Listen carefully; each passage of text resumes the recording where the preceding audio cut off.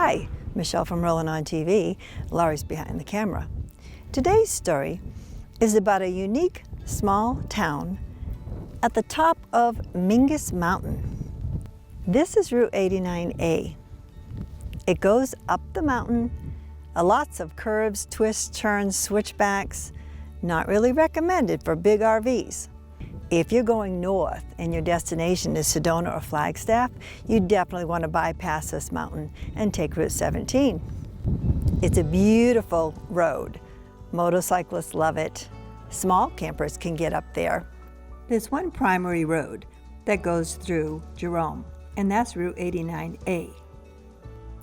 From the north, you're leaving Prescott Valley, Arizona to go to Jerome. From the south, you're leaving Cottonwood, and we'll show you that in a bit. The closest RV full hookup campground in Prescott Valley is the Fairgrounds RV Park.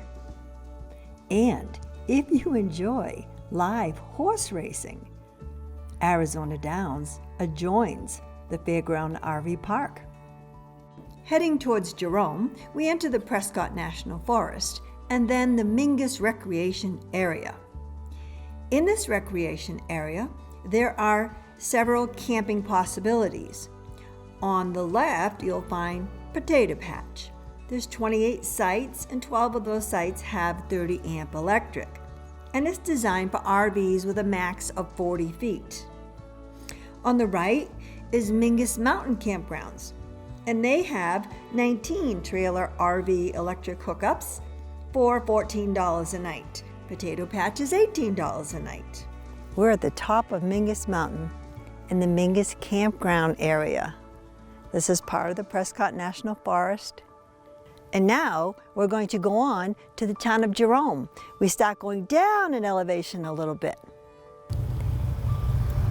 We are overlooking the beautiful valley of Verde Valley.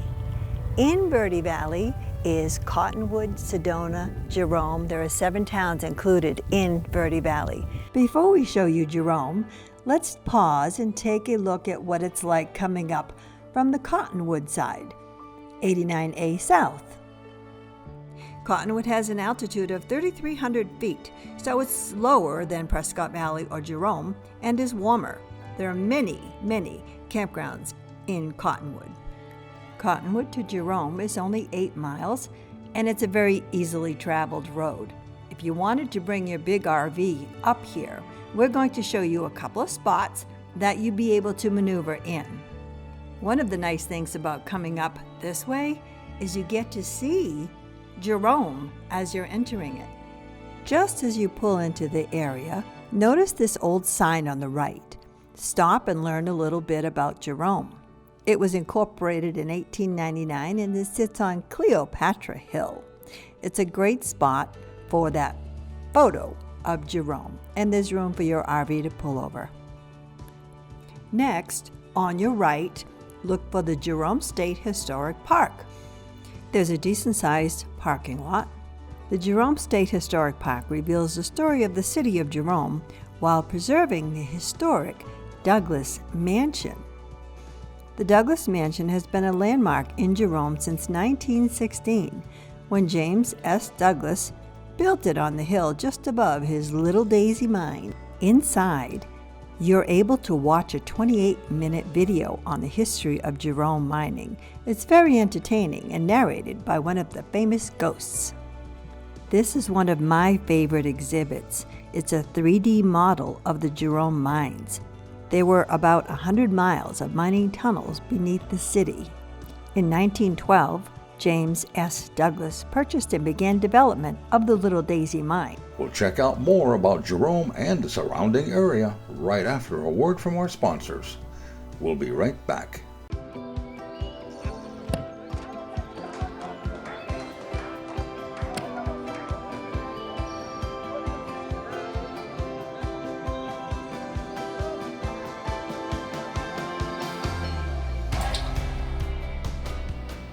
Aquacam toss-ins. So fast and easy to use, it could seem like a game. Someone once said, the camping doesn't really start until the RV awning comes out. Whoever said that really knew what they were talking about. Carefree of Colorado, celebrating 45 years of RV awning innovation. For more information, visit our website at carefreeofcolorado.com.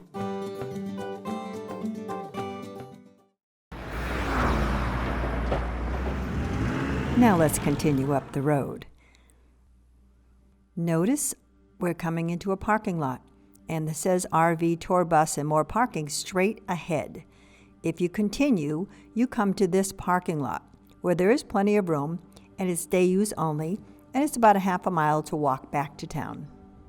Continue on about a half a mile and you reach the Gold King Mine. When visiting Jerome, there are many things to see, do, experience. Two of the out-of-the-norm things that we enjoy doing and bringing guests to see when they visit are the Gold King Mine in Ghost Town and primitive off-roading. Let's give you a taste of both of them. Right across the way from the Gold King Mine and Ghost Town is a primitive road. Primitive roads are plentiful in Arizona. A primitive road is generally well graded, dirt, no guardrails. If you're afraid of heights, it might not be for you. Phenomenal views. Do bring a full tank of gas, drinking water, picnic lunch. You may be out there all day and just having a blast, so be prepared. Arizona state law provides that a primitive road is a public roadway that is not a state or county highway and was open to the public before June 1975. There are 255 miles designated as primitive road in Arizona, and they are partially maintained. Next, we head into the Gold King Mine in Ghost Town. Notice the large parking lot for RVs on the left. The Gold King Mine is rich in history and experiences. It's fun for adults and kids, as you'll see. You enter through this historic building into a unique shopping experience, and that's where you pay your admission and enter. This tiny area is actually its own town, called Haines, Arizona. And now, let's meet Steve Plouffe, our guide. This is the actual mine shaft right here. So these wheels were set up here on a head frame above the hole, 1,270 feet. So this is the shaft where they thought they were going to find copper. And hit gold. And hit gold. Now, when kids come in here, what do they gravitate to? What do they enjoy seeing? The petting zoo. Of course, we've got 30 or 40. Bella, come on. Come on, Bella. That's my pig. So we let all the children come in. We try to keep our pens real clean. This is a 1928 Studebaker. Don Robertson hand-built this car. It's out of a 1928, but there's different components. The motor is courtesy of the first school bus that the city of Prescott, Arizona had, and it's a straight 8-cylinder. They needed a bus with a lot of power. So he got the motor somehow. It's a 28 Studebaker frame. Now, this is the amazing car. We believe that this is the oldest Studebaker car in the world. Out of the 260 made, there are 3 in existence that we know of. And this is 009. The royal family in England has one where they keep their cars, coaches, and carriages. Studebaker, of course, made the finest horse-drawn carriages in the world. The Tsar, the Queen, Lincoln. So they made these 260 electric cars, and they have regenerative braking like the Teslas and the new Toyotas. And of course, you folded this seat ahead in this position, and then you could climb in the back. Now, if you wanted to be sporty, you just folded the back seat down, and you have a 2-seater. This is a World War II submarine motor, and it powers this sawmill. And it's a very rare engine design. It's a 3-cylinder, 6-piston opposing diesel.